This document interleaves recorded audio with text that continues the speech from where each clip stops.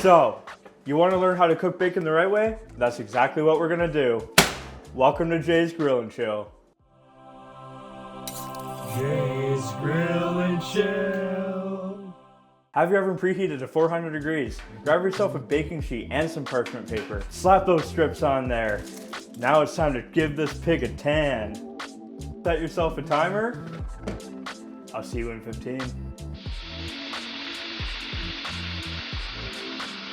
All right, 15 minutes is up.